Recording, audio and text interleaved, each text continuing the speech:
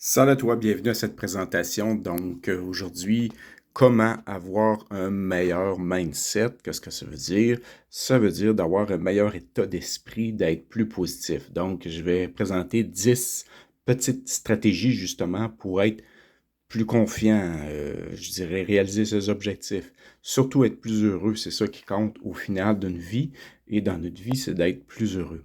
Donc, pour devenir, je dirais, avec un meilleur mindset et devenir super confiant, il faut avoir une mentalité de croissance. Donc, l'objectif est de développer une mentalité qui va faire qu'on va se développer régulièrement avec le temps et avec la persévérance, l'effort.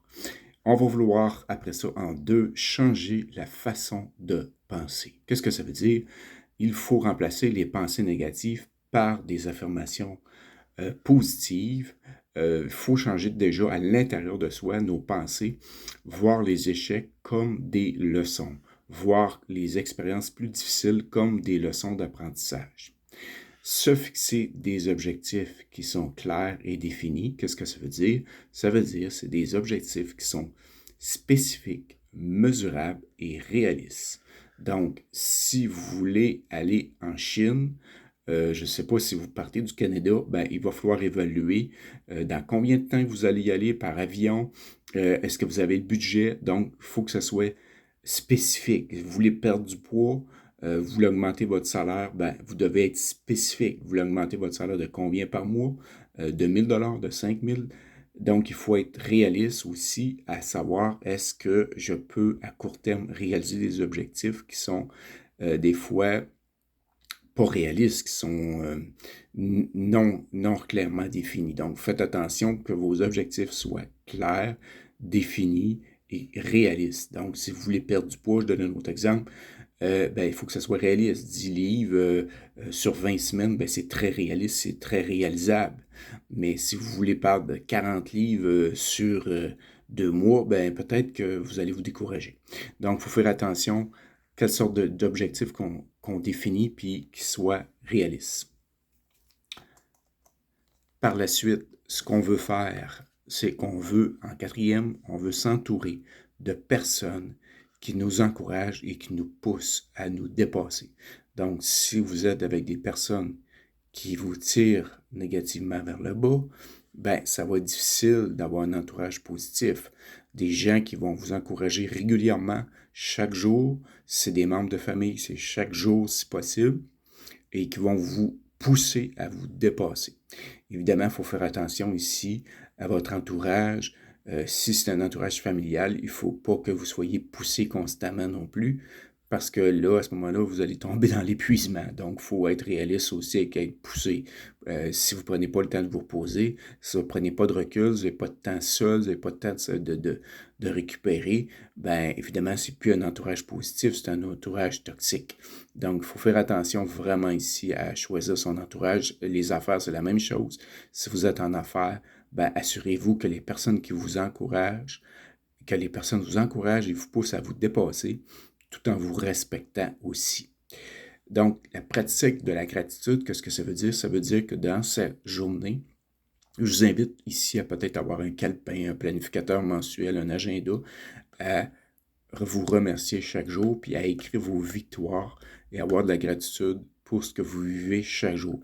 Parce que si vous n'êtes pas heureux avec 1 million, vous ne serez pas heureux avec 10 millions, vous ne serez pas heureux avec 1 milliard. Donc, il faut être heureux maintenant, peu importe votre situation financière, matérielle.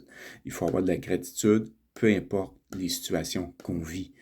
Donc, je sais que ça, c'est pas facile, mais ça, c'est à travailler parce que c'est ça qui va vous apporter vraiment un bien-être.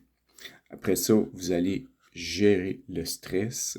Qu'est-ce que ça veut dire? En sixième, vous allez utiliser des techniques de relaxation, des techniques d'exercice. Vous allez utiliser ce qui vous fait du bien finalement en 6 pour être vraiment bien puis avoir un meilleur mindset. Les dernières étapes.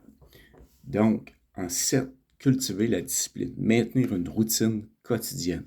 Je sais que parfois, c'est pas toujours facile de maintenir. On a des périodes que ça ne nous tente pas. Si vous allez vous entraîner au gym, comme moi, ça fait peut-être 10 ans et au-dessus, ben évidemment, ça me tente pas, mais je suis pas un athlète, puis je m'entraîne pas pour devenir Monsieur Muscle, mais je m'entraîne pour maintenir ma forme, maintenir ma santé.